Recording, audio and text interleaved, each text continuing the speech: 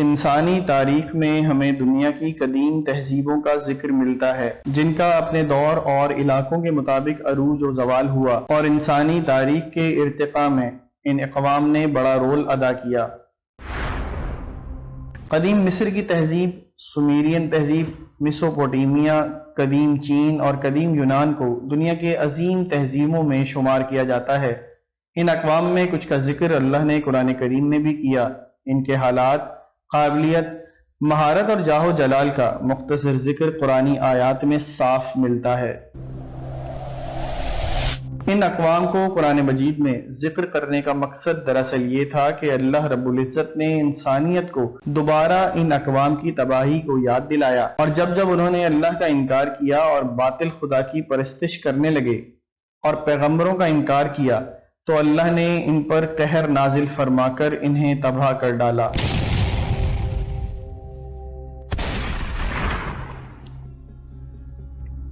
ان کی عظیم الشان شوکت اللہ کے جلال اور غضب کے سامنے پارا پارا ہو کر رہ گئی، اور وہ صفحہ ہستی سے ہی مٹ گئے۔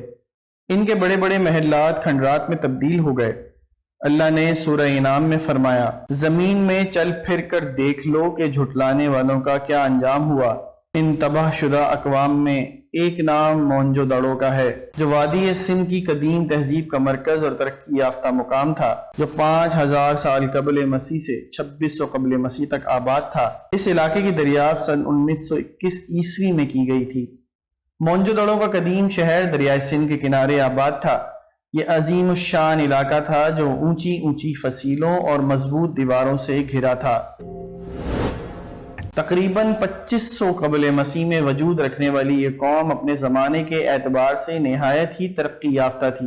اس شہر میں پکی اور چوڑی سڑکیں، پکے مکان، 2 سے 3 منزلہ عمارتیں اور بڑے بڑے حمام، بازار اور قلعے موجود تھے۔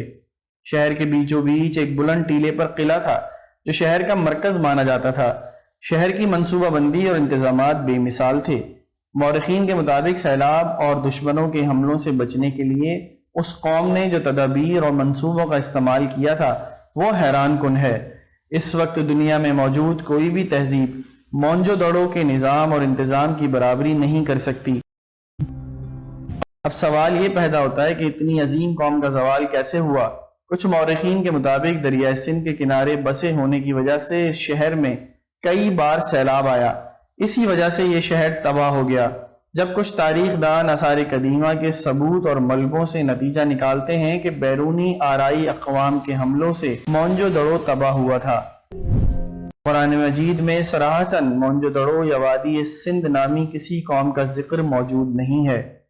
اس کی ایک وجہ یہ بھی ہے کہ اللہ کا کلام ان عربوں سے مخاطب تھا جنہیں صرف انہیں ارد گرد میں بسنے والی اقوام کا علم تھا، لیکن اللہ نے قرآن کریم میں صاف کر دیا کہ دنیا میں ہر قوم کی طرف کم از کم ایک پیغمبر ضرور بھیجے گئے، جن میں قوم عاد، سمود، قوم لوط، بنی اسرائیل کا ذکر خصوصی طور پر قرآن کریم میں آیا ہے۔ اللہ نے اشارتاً قرآن کریم میں قوموں کا ذکر کیا ہے جنہیں خاص ناموں اور القابوں سے پکارا گیا ہے۔ ان میں سے ایک قوم اصحاب الرس تھی جس کا ذکر سورہ فرقان میں کچھ اس طرح ہے، اور عاد اور سمود اور اصحاب الرس کو ان کے بیچ میں بہت سے ساتھ والوں کو ہم نے سب سے مثالیں بیان فرمائیں اور سب کو تباہ کر کے مٹا دیا۔ دوسری جگہ سورہ قاف میں فرمایا، ان سے پہلے جھٹلایا نوح کی قوم اور رس والوں نے، اور سمود، عاد، فرعون اور لوط کے ساتھ والی قوموں نے، ان میں سے ہر ایک نے رسولوں کو جھٹلایا اور ہمارے عذاب کا وعدہ ثابت ہو گیا۔ ان آیات میں جس اصحاب الرس کا ذکر ہے ان کے متعلق مورخین اور مفسرین کی مختلف آراء ملتی ہیں۔ اصحاب الرس قوم عاد کی ایک شاخ تھی۔ وہ جس جگہ آباد تھے وہاں اللہ نے ایک پیغمبر حضرت حنظلہ بن صفوان علیہ السلام کو مبعوث فرمایا۔ اس سرکش قوم نے حضرت حنظلہ کا انکار کیا اور حق کے منکر ہو گئے اور انہیں قتل کر ڈالا، لہٰذا اللہ کے قانون کے مطابق پوری قوم پر عذاب آ گیا اور وہ ہلاک کر دیے گئے۔ جبکہ علامہ ابن کثیر نے لکھا کہ اصحاب الرس کے شہر کے بیچوں بیچ ایک بڑا کنواں تھا جسے وہ کھیتی باڑی اور پانی پینے کے لیے استعمال کرتے تھے۔ جب حضرت حنظلہ علیہ السلام نے انہیں دعوت حق دیا تو انہوں نے آپ کو اس کنویں میں ڈال کر کنویں کے منہ کو بھاری پتھر سے بند کر دیا، لہٰذا بطور سزا اللہ کے حکم سے اس علاقے کے تمام کنوؤں کا پانی سوکھ گیا اور اس طرح یہ قوم ہلاک ہو گئی۔ اس لیے اللہ نے انہیں اصحاب اور رس کہہ کر پکارا ہے۔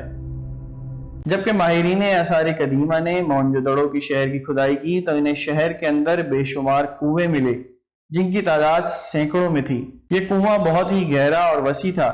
اب یہ کوئی اتفاق نہیں ہو سکتا کہ یہ وادی سندھ کی اتنی ساری قوموں اور شہروں میں مونجو دڑو ہی وہ واحد شہر تھا جس میں سب سے زیادہ کنویں دریافت ہوئے تھے، جبکہ ہڑپا اور مہر گڑھ کے علاقے میں مونجو دڑو کے ہم اثر تہذیبوں میں سے تھے، لیکن مونجو دڑو میں ان شہروں کی بنسبت 7 سے 8 گنا زیادہ کنویں کھودے گئے تھے۔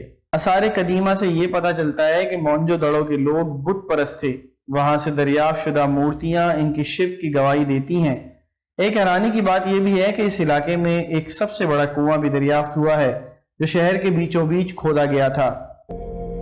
لہٰذا مورخین نے اس شہر کو دی سٹی آف ویلز یعنی کنوؤں کا شہر قرار دیا۔ ان ثبوتوں اور حقائق کے سامنے آنے کے بعد یہ بات بعید نہیں کہ یہ قوم جسے ہم مونجو دڑو کے نام سے موسوم کرتے ہیں یہ وہی لوگ ہوں جنہیں اللہ نے قرآن کریم میں اصحاب الرس کہا ہے۔